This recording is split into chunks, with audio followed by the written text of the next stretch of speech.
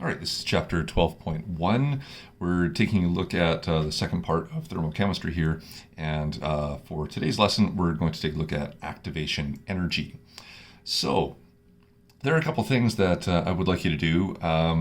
First things first, before you get into these videos too much, find some time to get over to D2L and take a look at a very short, I think it's about a 4-minute video on enthalpy and entropy done by Ted Ed. It's a silly little cartoon, but it does a nice job of reviewing what we already know about enthalpy. It'll go a little bit into entropy. You don't really have to worry about that one too much. All right, that goes a little bit beyond our course. But in this video, it is you'll find it as Thermo Video 3 on D2L. Go through it, pay attention to it. You might want to watch it once, twice, maybe 3 times. In particular, I would have you pay attention to the little mini golf course that they have our character play on. And in particular, pay attention to the shape of the course. You will see a very similar kind of graphical shape to what we've already described for, what would that be? Exothermic reactions, in which you'll see a higher energy for your reactants and a lower energy for your products, and energy radiated out to the surroundings. You'll also notice a little hill that we're going to talk about, and it's this hill that is our activation energy. So let's review a couple of things here. When we talk about a chemical reaction, we do make a few assumptions, and we've made these assumptions whether it's been explicit or implicit since we started doing this these studies back in Science 10 and in Chemistry 20. But number one, we assume that they are quantitative, that something is completely consumed and the reaction is one directional. Not always the case. With that, you might remember the term quantitative from Chemistry 20, and that just means that the limiting reagent is completely consumed. You completely run out of one quantity of a reactant, which of course limits the amount of the other reactant that is consumed and limits the amount of product that can be produced. These reactions are also spontaneous. If we give you 2 reactants, we assume that it works and the reaction happens.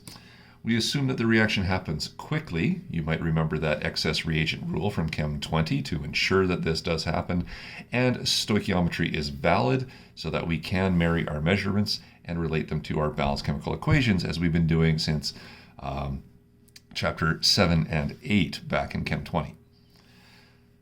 What we do know, and what we do notice here, and we're going to talk about, is that not all reactions will proceed spontaneously, or at least not without the addition of some sort of additional energy.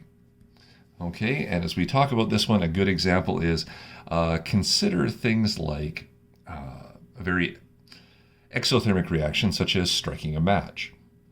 A match should burn very easily. All right, a match burning is a combustion reaction, which of course is an exothermic reaction, which are the easier of the 2 reactions to run. But matches don't spontaneously combust. There's always an extra little bit of energy to make those reactions mix and produce the very exothermic reaction that is the combustion of the match head and the paper of the match. So what do we see as this addition of energy? Usually that's striking the match on some sort of high friction surface like a flint and giving that friction, or that input friction, the heat we need to push those reactants kind of over a little hump or a hill to make the reactants mix and produce the products. Okay, so there is usually this little additional energy that is known as activation energy. So that's what we're investigating here in 12.1. Remember, not all reactions occur at the same rate, so under different conditions, the reaction can occur at different rates or not at all. So if you think about combusting sugars, all right, if I throw a sugar cube on top of a Bunsen burner or something like that, it burns rather quickly and intensely.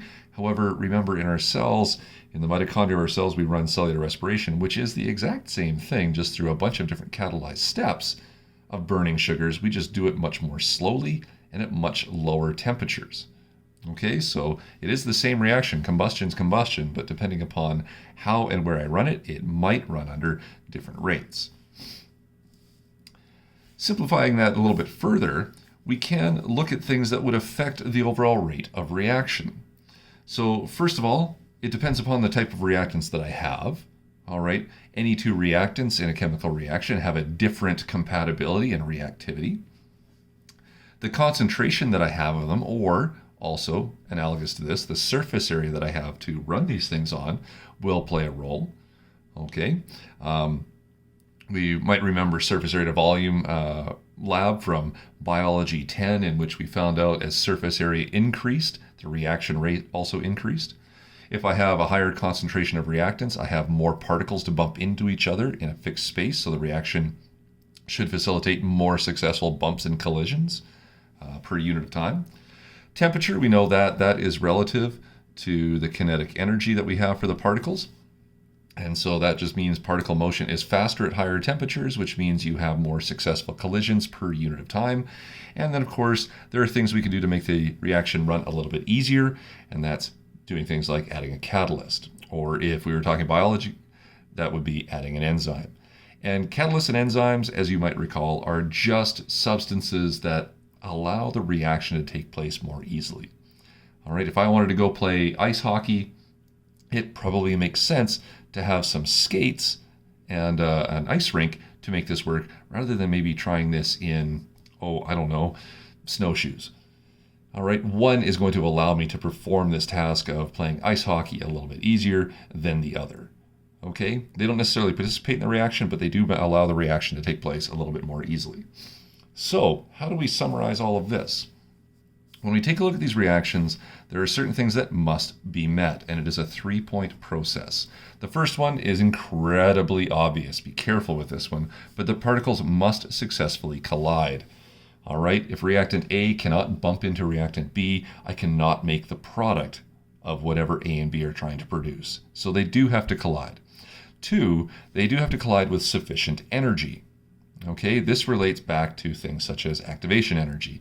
There is a little bit of energy input or additional energy that has to be provided for this reaction to make the products get produced.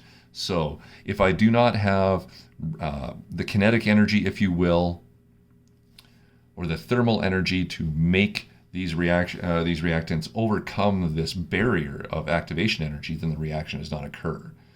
So we do need the particles to hit with a certain amount of energy in order to be able to overcome this.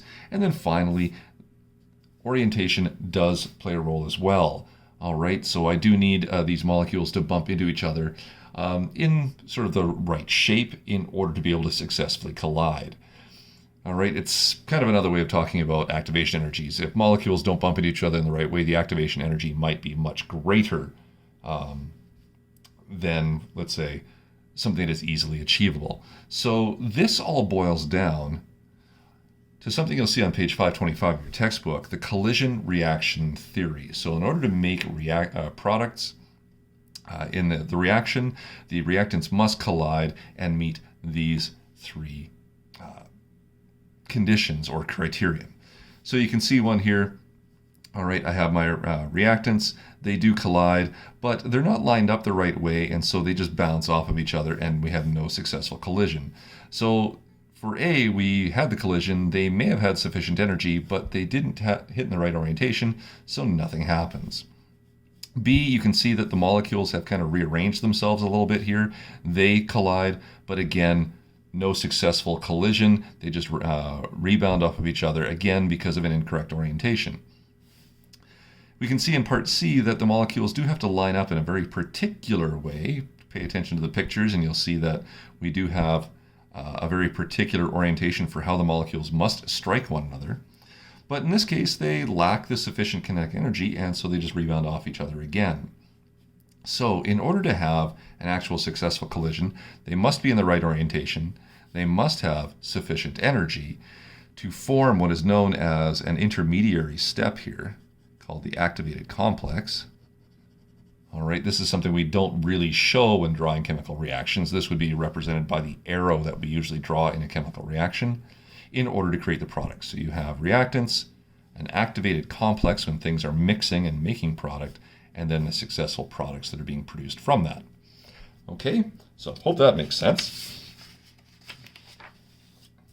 And so we can kind of delve into this idea of activation energy a little bit more.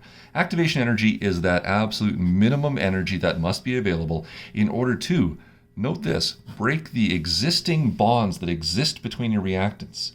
This is kind of relating a little bit back to Hess's shortcut, where we said that in order to make products, you did have to disassemble all of the reactant bonds. You had to input some energy in order to do this. All right, that whole Lego idea.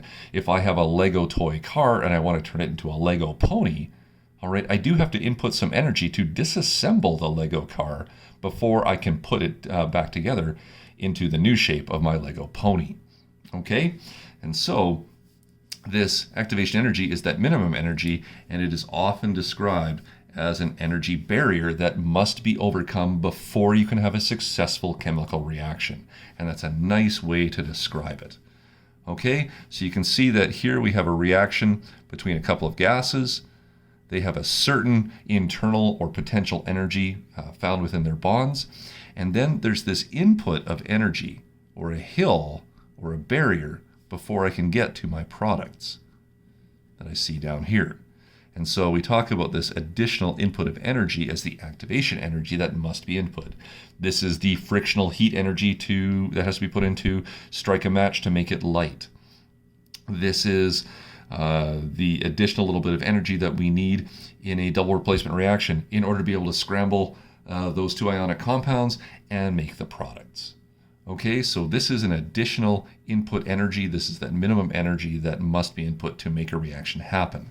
It can be supplied as heat, it can be light, such as photosynthesis, it can be electricity in our double and single replacement reactions. There's lots of ways that I can supply this particular energy. Once I've gotten through this, here's your activated complex. All right, that would be that intermediate part here, or the highest point of energy in the chemical reaction. And then the reaction occurs as normal, and we make our products. And so we still have the same delta H, or the enthalpy change in the reaction, as the difference between your starting internal energy and your finishing internal energy when we take a look at what we have between reactants and products. Okay, so these are our reactants sitting here at a high potential energy. This is the highest energy in our graph. We've kind of expanded this part in between, in which we have the activated complex, and then there's your products that are sitting at a lower energy, and we have an exothermic reaction. Okay, so there we go. That's activation energy. Simple idea. Take a look at page 522 of the textbook, read through that, take a look at all those examples that happen to be in there. Look at the pictures, look at more of these various potential energy graphs. They look really, really similar to what we have been seeing all along. Okay, again, page 528 is a good place for that one as well. And so we see our regular graph that just had the two horizontal lines to show enthalpy change. What we're doing is we're taking a look at how the reaction actually gets there, and we're showing this activation energy that can exist. Okay, the higher the activation energy, the slower the reaction will run. And so just consider this here before you go take a look at the practice problems. The exothermic reaction has a very low hill to climb, but imagine if we were to run this reaction in reverse to go between these gases to make these. Notice how the activation energy, or the hill to climb, is much, much higher in the endothermic process. All right, and we can kind of see visually here why exothermic reactions run more easily than endothermic ones. Okay, so all that's described here. Take some time to read through it. Make sure you look at that TED Ed video on D2L, and then try a couple of practice questions here on page 526 and 531. Good luck with it, guys.